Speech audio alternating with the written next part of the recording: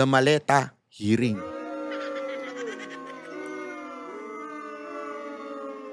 So cancel na po yung Blue Ribbon today because of that quote-unquote threat. Ang lupit, di ba? Ano pa ang tawag mo dyan? Undeclared martial law na yan eh. Talagang, alam mo yun, supposedly, the Senate is the last option of the Filipino people. O yung last na kakampi natin. Ginawan pa nila ng paraan, inimbentohan pa nila. At kanino galing? Kay Matibag.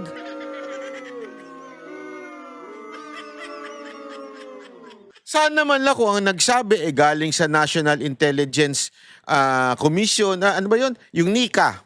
Yung meron kasi, alam mo, ang intelligence community sa pamahalaan, marami yan.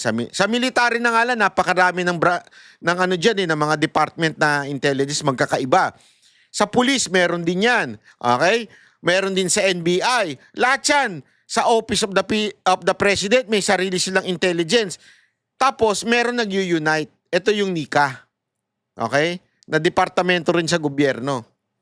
Yan yung pinaka-main intelligence. Hindi man lang galing doon.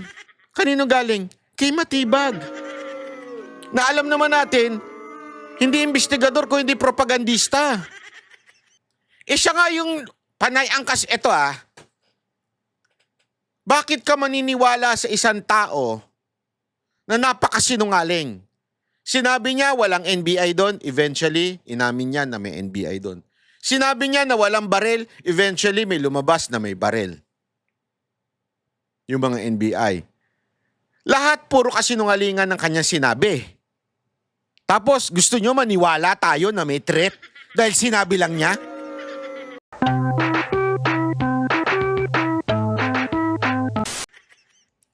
At ito ang kakaiba ho yung kanilang panawagan dahil yung kanilang panawagan po ay hindi po sa mamamayang Pilipino o hindi mismo kay VP Sara Duterte. Talagang gusto na ho nila na kumilos si VP Sara Duterte. At yan ang pag-uusapan natin kasi marami ako ichichika patungkol dun sa nangyayari sa Senado ngayon.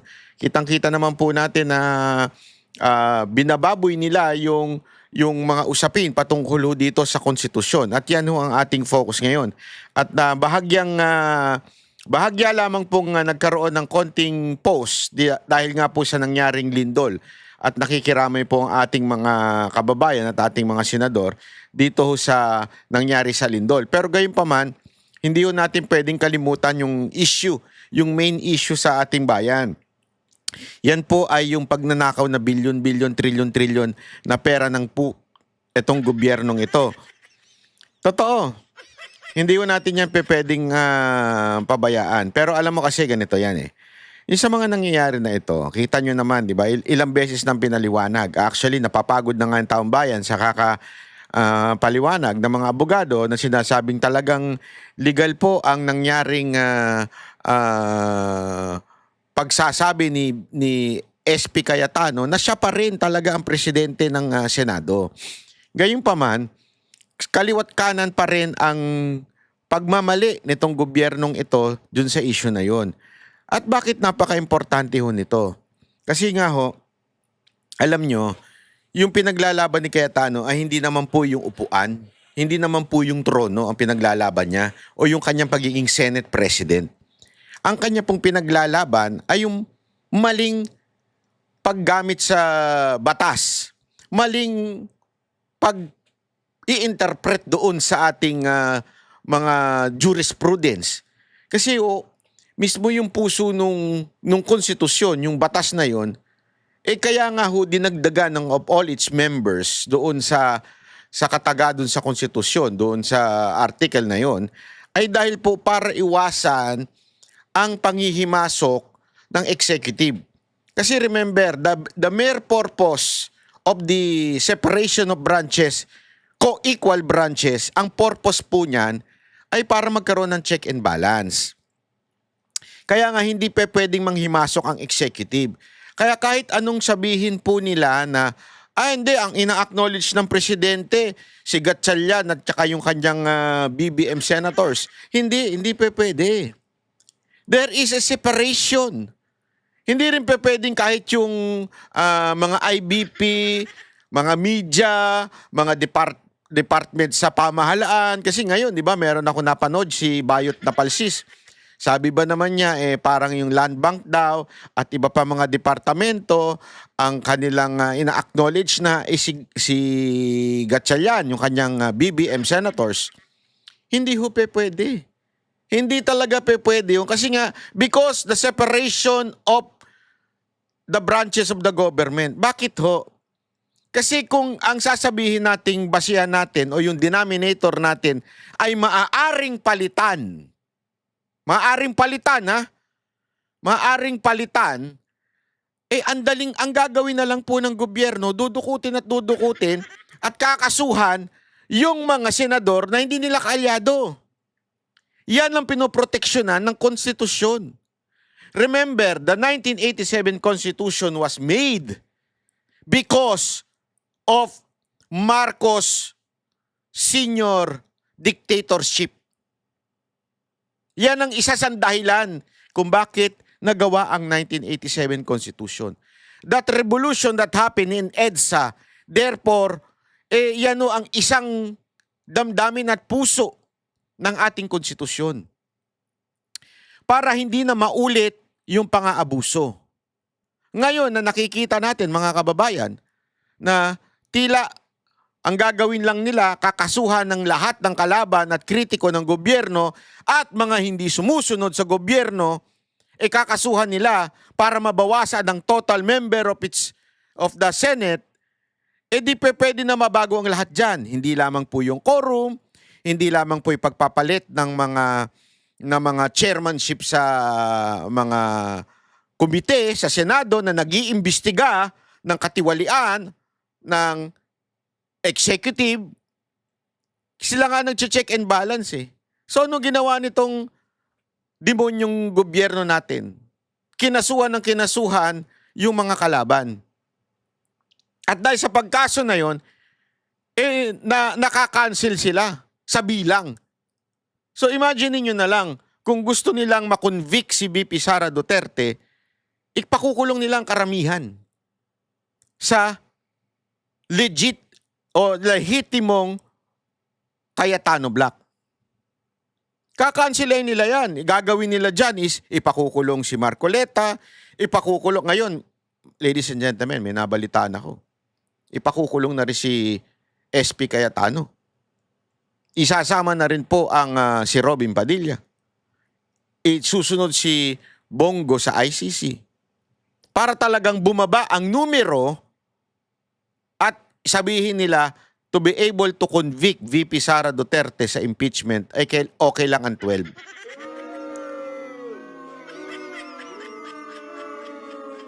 Ganun yung plano na. Kasi nga, again, sabi ko nga sa inyo, hindi po ito gawa-gawa.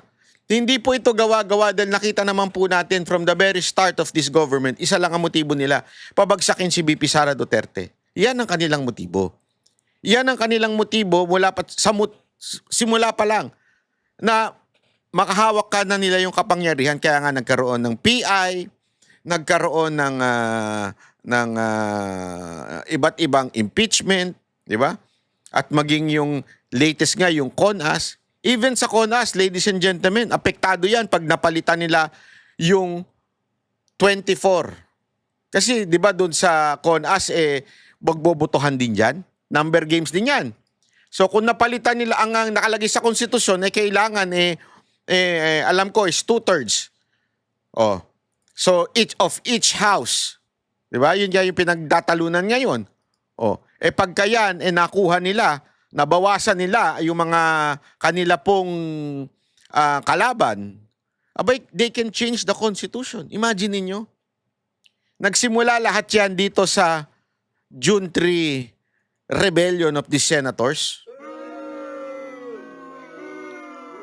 Kaya alam mo, napakaganda ng ginagawa po ni Senate President Cayetano dahil pinaglalaban niya ho ito. At sabi pa nga, may narinig nga ako, huwag niyo na lang sasabihin, pero na chinismis ko sa inyo, hindi naman nila papanood to eh. Handa po si Speaker Cayetano na makulong at mamatay para dito ipaglalaban niyang patuloy itong konstitusyon. Ipaglalaban niya. He is willing to die for this constitution to be followed. He is willing to be jailed. Yan ang kanyang huling chismis. Chismis lang yan. Pero yan po ang isa sa mga nadinig po natin. Kaya nga alam mo mga kababayan, may mga nafu-frustrate ngayon kasi tila bagang walang nangyayari. Tila bagang lahat ay minamali o nagsisinungaling na.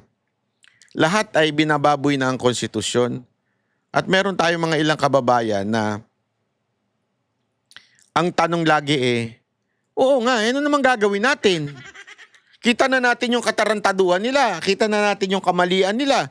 Anong gagawin natin? Malamang sa malamang yan. Din ang tinatanong nyo ngayon sa puso ninyo habang nakikinig kayo nito.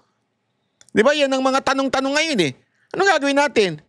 Kahit naman ipaglaban natin yung tama, sila pa rin nasusunod Tama, mali. Di ba? Ganyan naman, yan naman yung ating damdamin ngayong panahon na ito. Kahit ipaglaban natin ng tama, sila pa rin ang nasusunod. Paano na? Manat bay? Hindi ko rin alam. Hindi. Bibigyan ko kayo ng solusyon. I-relax lang. Kaya nga mga kababayan, nagkakaroon po ngayon ng isang matinding salitaan sa social media na tila para bagang inuudyok si VP Sara Duterte na kumilos na. Ito, panoorin niyo po ito. Napanood ko po ito kahapon at sabi ko nga, naku. Medyo nagalit na si Kuya. Ito. Sama-sama, magiging extra-constitutional yun. At ayaw natin pumunta tayo ron. Bago ako magtapos, VP Inday, ito na yung pagkakataon kasi bakit? Kapag namatay si Digong sa dahig, na alam naman natin lahat doon tayo papunta, ikaw ang magiging pinakamalungkot at nagsisisi na Pilipino sa bansa natin. Bakit? Bakit? Kung sinunod mo ang tatay mo na tumakbo kang presidente, Yes! Hindi nakulong ang tatay mo! Yes! Hindi na natin ibahan! Yes! You owe it to the people! Correct. VP. Galit na galit si Kuya. Nadala ako dun Nadala ako dun.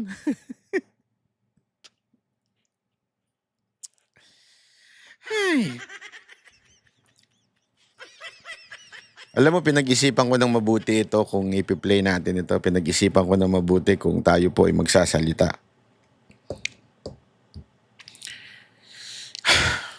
Pero, medyo tama si Sir Tama si Sir Pero, tulad naman na sinabi ni VP Sara Duterte, naintindihan naman niya. Kaya nga, di ba, kaya nga siya tatakbong presidente dahil itatama niya yung mali na nagawa niya. Aminado naman siya. Tumingi naman siya ng sorry sa taong bayan. Kaya lang siguro, out of frustration ni Sir, ni Kuya, out of frustration sa mga nangyayari at hindi na makapag-antay na sa 2028, kaya siguro yung damdamin niya, ano mo yun, talagang sumasabog na. Kasi marami sa atin, marami ko nakakausap na ganyan Sa totoo lang, this is true Marami kong nakakausap at yan ang sinasabi nila. Kasi naman, banat ba kaya naman namin binoto talaga si Marcos dahil naman kay Inday. Kung hindi naman niya, sana nga siya na lang tumakbo nun di ba? Kung siya siguro tumakbo, hindi tayo mapupunta sa ganitong kalalagayan Hindi sana mawawala yung trilyon-trilyon yung mga bilyon-bilyon na ninakaw nila sa flood control. Hindi kasi, totoo lang po, grabe ho ang honest. Sobra pong higpit ni VP Sara pagpapatakbo ng gobyerno ng Davao. Ay, grabe ho. Dami ko nabalitaan dyan Talagang si VP Sara Duterte nagpatakbo ng Davao, nangangatog pa yung mga tauhan dyan dahil kailangan sigurado talaga lahat ng pera ng local government o ng Davao City ay napupunta sa tama. Kaya meron talagang punto si Sir na at pati yung mga nakakausap ko na sinasabi na siguro hindi tayo nanakawan ng ganito kung tumakbong presidente si VP Sara Duterte. Kasi alam niyo, sure win yun eh. Noong time na yun, sure win ho yun. Sure win ho yan. Kahit sino pa lumaban noong time na yun. Remember, napaka-popular ni Pangulong Rodrigo Roa Duterte noong time na yun. At talagang inuudyok siya. Kasama ako doon sa mga nagrarally noon sa Sofitel. Kasama tayo nagrarally doon, nag-aantay na siya po ay magpasa ng kanyang ng candidacy for president. At yan din po ang plano ni Pangulong Duterte. Ang plano ni Pangulong Duterte tuloy-tuloy na hawak ng mga matitinong presidente ang Pilipinas. Yung anak niya, tapos may mga susunod pa bago pa yung susunod niyang anak na mga sigurado tayong mapupunta sa maayos na kalalagayan ng ating bayan. Oo. Yan po ang plano ni Pangulong Rodrigo Duterte. Pero sabi nga ni Kuya at sabi rin ng mga ibang nakakausap ko na para bagang hindi nga sumunod si VP Sara Duterte kaya nagka-leche-leche. Ganun ang ganun ang punto at ganun ang punto ni Sir. And that costs not only the money of the people because of that disobedient to the father, hindi lang po yung pera ng taong bayan ang nawala. Dahil pinagnanakaw ngayong panahon na ito. Ngunit mismong kanyang tatay ay nakulong. Kaya nga sinasabi ni Kuya dito, para bagang kung meron mang magiging sobrang lungkot kung may mangyari kay Pangulong Duterte, walang iba kung hindi yung kanyang anak. Tama siya doon eh. Kasi because of that disobedient na ginawa daw ni VP Sara Duterte, according to this guy and the other netizen na nakakausap natin, because of that, nakulong ang kanyang tatay at syempre, ang naubos ang pera ng taong bayan. You owe it to the people. Huwag ka... Yun, you owe it to the people. Nagalit na si Kuya. Galit na si Kuya. Galit na, galit na. Hindi, ako gusto ko lang gusto ko lang malaman din, Kayo po bang nanonood sa akin? Ano po ba ang sentimento nyo dito? Kasi daming share nito. Nag-trending to eh. Oo. Pero sa totoo lang, medyo sabi ko nga, wow, ang tapang ni Kuya kasi diretsuhan niya na sinasabi kay VP Sara Duterte, you owe it to the people. Utang mo ito. Sa madaling salita, utang mo ito. Kailangan mong pagbayaran. Ang mga kaibigan lang natin na mga nangungutang na hindi nagbabayad. Galit pa pag sinisingil. Oh, pero pag nangutang, akala mo parang asong, asong ang bait-bait. Oh, ganyan si Jay eh. Pag nangutang, akala mo bait-bait eh. Jay, hindi si Jay Guevara, yung iba kong kaibigan. Binukay mo naman banat ba? Pag nangungutang, lahat na lang ng pangangailangan nasa kanya. Lahat na lang na masamang nangyari nasa kanya pag nangungutang. Pero pag bayaran na, galit pa. Grabe ka naman. Uy, tayo, grabe naman. O, di ba? Ganun yung mga nangungutang eh. Yung mga kapitbahay nyo yung nangutang, parang, di ba, pag nangungutang sila, parang asama mo pag di ka nagpautang kasi parang wala silang kakainin. Kasalanan mo pa. Di ba? Tapos pag nagpautang ka, sinisingil mo na, parang ikaw pa ang pinakamasamang tao sa Pilipinas. Ganon sila eh. Pero dito si Sir, si Kuya, sabi niya, VP Sara Duterte, may utang ka. You owe it to the people. Magbayad ka na. Yan ang sinasabi niya. Magbayad ka. Magkaroon ng second mistake. Kaya Ayan. kami naninindigan ngayon dahil ikaw lang ang constitutional successor. Yan. Wala lang iba. Oh. Kapag ka hindi kami sumigaw ng constitutional succession, magiging extra constitutional yun. Ayaw namin mangyari. VP Inday, nandito kami, nananawagan, tumayo ka na. Naka po. Yan. Mabigat yan. Ikikwento ko sa inyo yung ibig sabihin ng tumayo ka na. Nako. Kasi ganito yan. Maraming nag-uudyo kay VP Sara Duterte na tumayo na. Sabi nga ng iba, ano bang ibig nyo sabihin ng tumayo na si VP Sara Duterte? Nakaupo ba siya? Hindi. Ito, walang biro ito. Ito yung tanong-tanong. Ano ibig mo sabihin ng tumayo ka na? Kasi alam mo, handa na. Handa na ang isang mapayapang revolusyon na inaasam-asam ng mga Pilipinong na dihado ngayong panahon na ito. Wala ko sinasabing rebellion ha, hindi po rebellion. Pero sometimes kasi, kailangan mo ng isang taong tatayo bilang leader at magko-command sa kanyang mga tao. And honestly, may punto si kuya na sinasabi niya, tumayo ka na. Ano ibig sabihin nun? Pag sinabihan ka ng tumayo ka na, ibig sabihin nakaupo ka. Ano ibig sabihin na nakaupo ka? Hindi ka tumatayo. Anong ibig mo sabihin, Banat Bay? Ibig sabihin, walang leader ang revolusyong ito. Ano ba itong revolusyon? Again, ulitin ko, it is not a rebellion and I am totally against any kind of rebellion or change of government which is not under the Constitution. Ayoko yan. I follow 1 Corinthians 13. So anong ibig sabihin ng tatayo? Tatayo lang to the point na ako ang mamumuno ng revolusyon nito, lalaban tayo para magkaroon talaga ng tunay na kaayusan sa bayan. Minsan kasi it needs confirmation from the leader.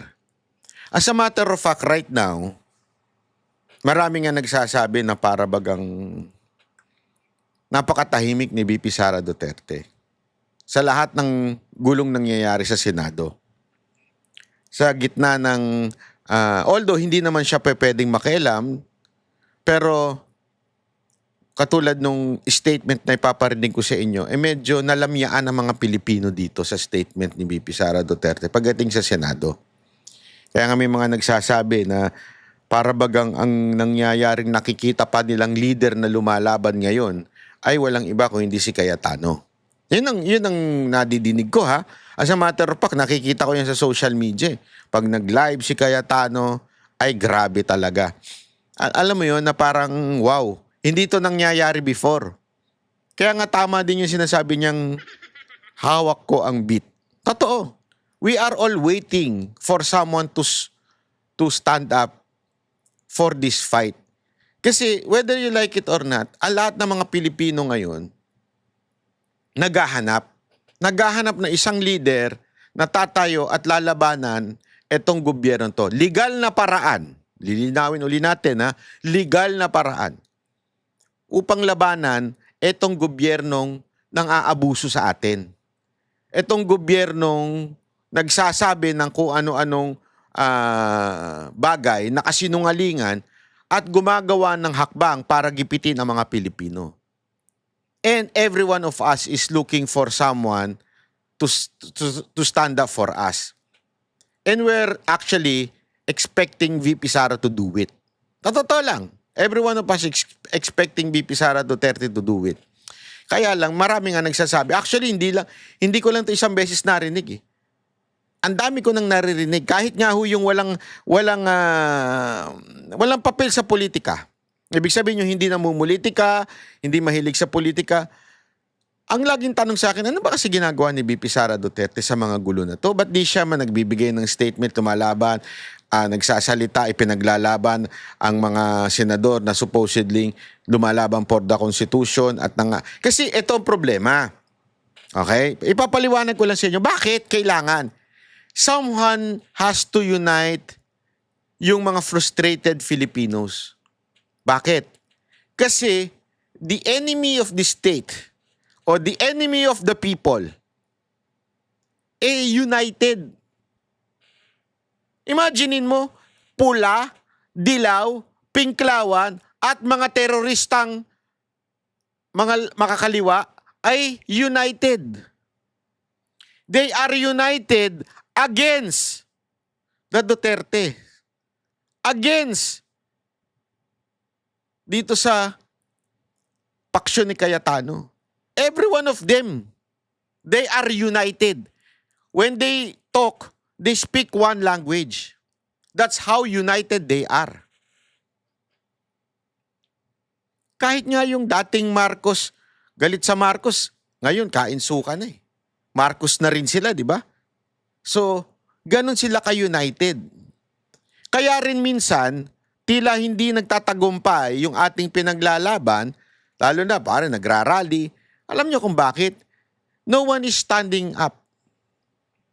Sila nga, ang dami pang drama eh. Sabay-sabay pa sila mag-walk out.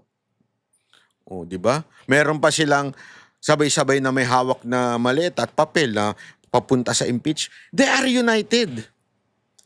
Dramatiko ang dating. Ako, sa totoo lang, nadadramahan doon. But sometimes we need that.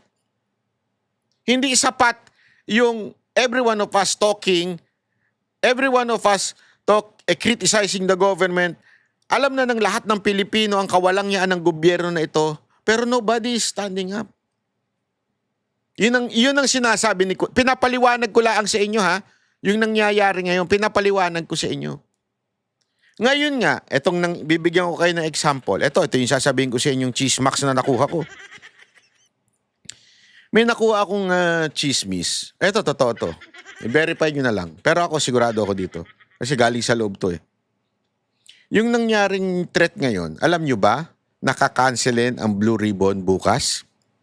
Thursday? Ngayon pala. Sorry, Thursday ngayon. Kakancelin ang Blue Ribbon ngayong araw na ito dahil doon sa threat na sinasabi ng Gatchalian Black. Gumawa-gawa sila ng threat kuno para bantayan. Puno na ng pulis sa Senado. Binabantayan na. At ito matindi. Gusto nyo ng balita? Ito totoo. Hindi pinapapasok ang staff ni Bato. Actually, ang nabalitaan ko nga lang pinapasok ata ang staff ay yung staff ni Cayetano. Kasi siyempre, mga matitikas yan. Mga malulupit siya mga abogado ni Cayetano. Yun lang ang pinapapasok. Yung iba, hindi na pinapapasok. Ganong katindi. Sabi ko nga, this is a repeat of what happened noon. Noong panahon ni Marcos Sr., pinasara ang Senado eh.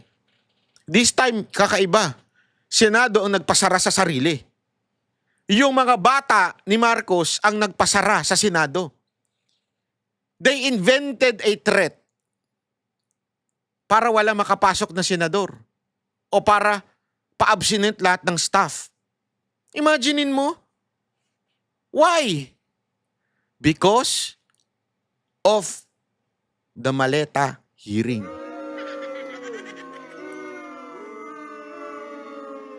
So, cancel na po yung Blue Ribbon today because of that quote-unquote threat. Ang lupit, di ba? Ano pa ang tawag mo dyan? Undeclared martial law na yan eh. Talagang, alam mo yun, supposedly, the Senate is the last option of the Filipino people. O yung last na kakampi natin. Ginawan pa nila ng paraan, inimbentohan pa nila. At kanino galing? Kay Matibag.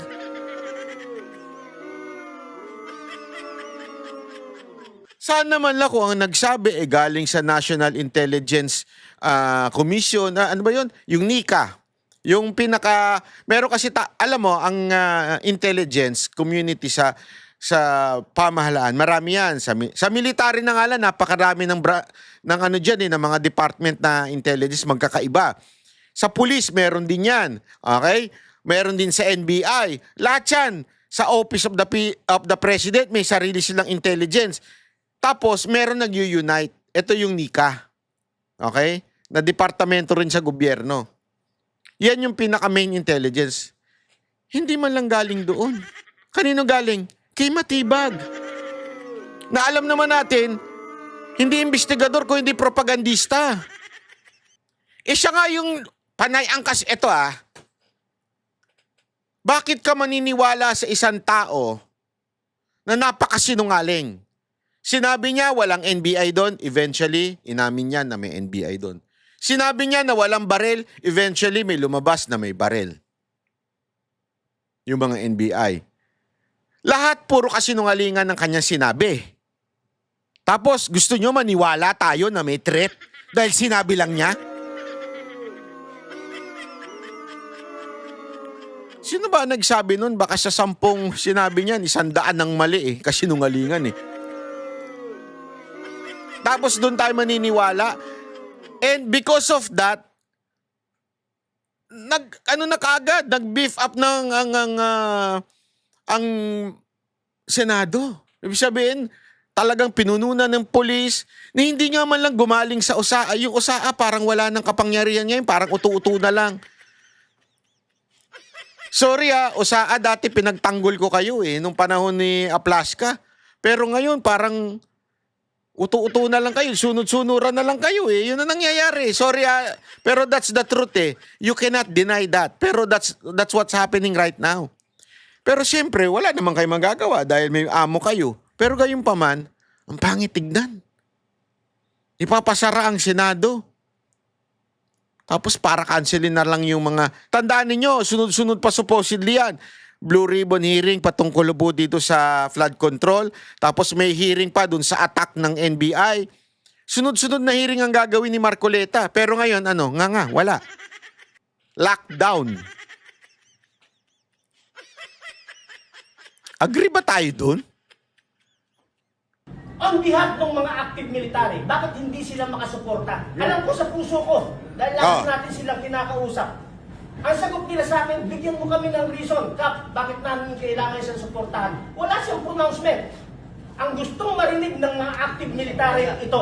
Yes. Alam ng buong bansa na windang na ang bansa natin dahil sa windang na Pangulo na yan.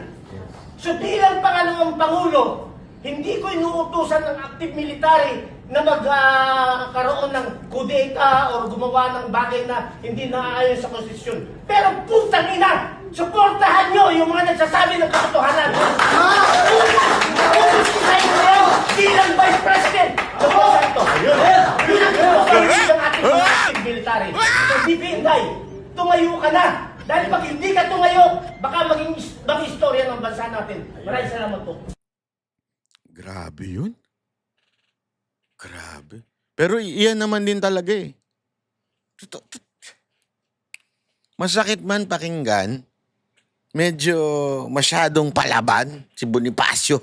Si Bonifacio yun Masyadong palaban, pero may tama si Sir. May tama siya. Actually, yan din na nadidinig ko Doon sa mga kwento-kwento sa tabi. Hindi ko na lang sasabihin kung kanin-kanin. Marami na kwento-kwentuhan Marami nang dapat finish line. Marami ng finish line na dapat nangyari. Inaantay lang ang pagtayo ni VP Sara Duterte.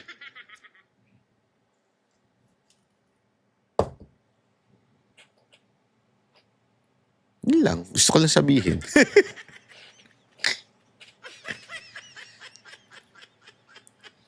And marami na na-frustrate.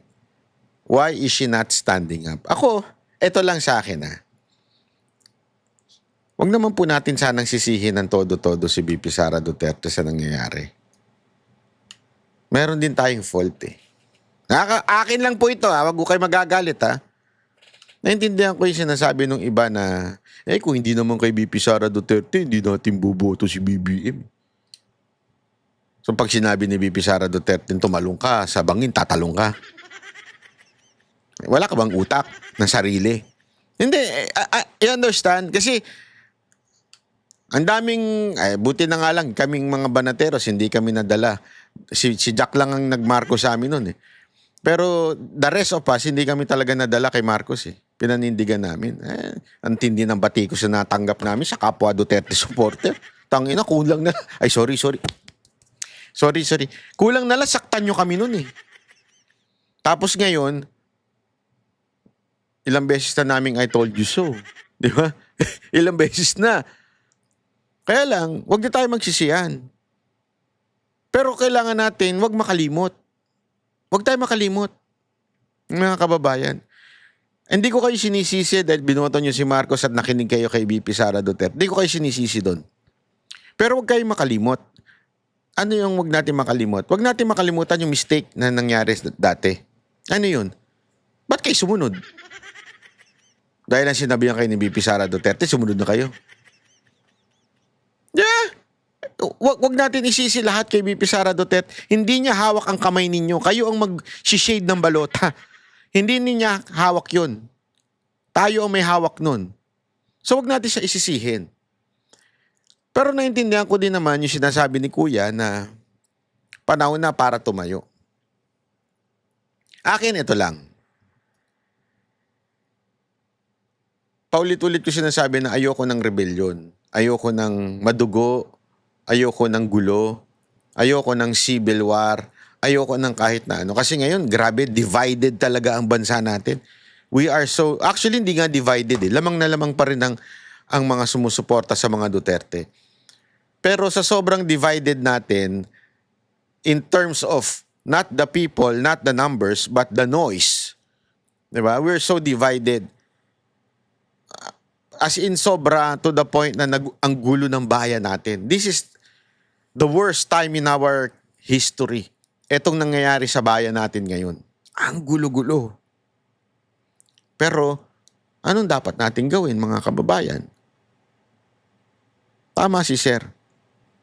Someone has to stand up and take that beat. Diba? Yung hawak ko ang beat. Hawak ko ang beat. Kailangan talaga eh. May humawak ng baton. Ang tawag dyan, baton.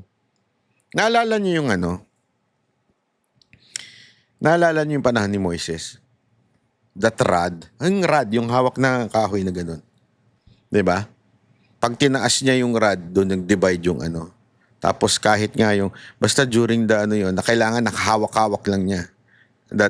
Basta malalim ang simbolismo nun at si Kristo yun. Pero ang point ko dito ay ito.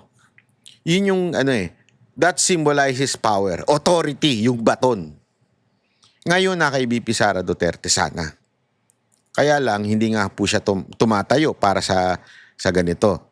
Ako naintindihan ko eh. Baka maybe tinatansya niya rin kung talaga bang hinug na. Kaya wag nating sisihin si BP Sara Duterte. Tanong talaga niya, malamang kaya hindi rin siya tinitingnan niya kung hinog na ba o baka naman paasahin lang siya. Marami eh. I mean, nag-iisip din naman yun, sigurado ako. At marami din naman sigurong sources yun. Maybe that's why. But if there is one thing na nakikita ko ngayon, that bit o yung baton na tinatawag ay na kay Cayetano. Ito in my own perspective not because I'm close to the Cayetano. Close din naman tayo sa mga Duterte. Diba? At alam na yan, loyalty ko, alam ng lahat yan, lalong-lalo na sa Duterte family. Alam ng Duterte family that the Banateros are really for the Duterte family. Their kind of leadership ang gusto namin. No, nothing else. Alam yan. Hindi na yan maki-question. Yan talagang we are in the kind of leadership of the Duterte family o Duterte politicians. Yan ang talagang sigurado. Banatero solid yan. Kaya lang ngayon, nakikita natin, ito, basa ko lang ito mga kababayan. Basa ko lang sa mga nangyayari. Alam nyo, nung una, nakikita ko nga kahit yung mga komento ng iba nating mga Duterte support, hindi ko na lang papangalanan Nung una, walang believe kay Cayetano eh. Marami dyan sa inyo, hindi believe kay Cayetano. Galit pa. Kawatano. Galit na galit kayo kay Cayetano nun eh. Pero nakita ninyo kung paano naging tapat si Cayetano sa kanyang sinabing, I will never leave Duterte, ever. Siya lang ang talagang lumaban ng todo eh. Could you just imagine, most of Duterte's ally, kahit nga, isipin nyo, si Matibag, dati sekretary ni Duterte, si Anyo, sino pa ba? Maraming mga, hindi ko na lang papangalanan yung iba, maraming mga sekretary si Pangulong Duterte na ngayon nagsisilbi kay Marcos.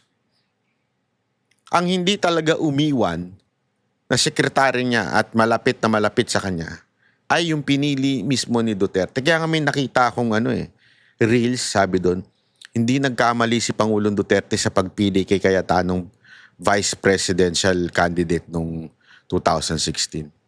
Noong una, hati ang paksyon. As a matter of fact, meron yung ALDAB, di ba, yung kay Marcos. Gusto nila. Yung dati nga, hindi ko pa nakikwento sa ito, bastos yung mga yun eh. Dati, event ng Duterte Cayetano, Dukay, campaign, papasok yung mga ALDAB, manggugulo. Sasaksak sila pagpipilitan nila si Marcos ang vice president. Diba naalala nyo, nagkaroon pa ng issue yan noon? Doon sa rally, hindi hindi pinaakyat ng stage yung mga senators na candidate ni Pangulong Duterte. Alam niyo kung bakit? Kasi hindi nila sinusuportahan yung Dukay. Gusto nila umakyat sa stage. Tapos ang a-announce sila, Duterte Marcos. Kita mo rin ng mga kupal eh. Sa totoo lang sorry Pero kupal kasi talaga eh. Description yun eh. Hindi naman yun mura eh. Ganon sila nun eh. Maraming hindi believe kay Cayetano. Pero ngayon, ewan ko eto, pananaw ko lang ho ito. Okay, magagalit Parang itinadhana. Sabi ko nga doon sa kausap ko kanina sabi ko, alam mo, noon madaming bumabatikos kay Cayetano, maraming hindi makaintindi sa kanya, maraming pero because of what happened in the Senate, nakita ng tao kung gaano yung talino ni Cayetano, kung gaano yung loyalty niya sa tao, loyalty niya sa Constitution. At marami na nagkomento ngayon, nakita ko, hindi ko na lang papangalanan. Mga prominenteng Duterte supporter na nagsabing, noon wala kaming bilib dyan, pero ngayon grabe. Grabe yung paghanga namin sa ginagawa ni Cayetano.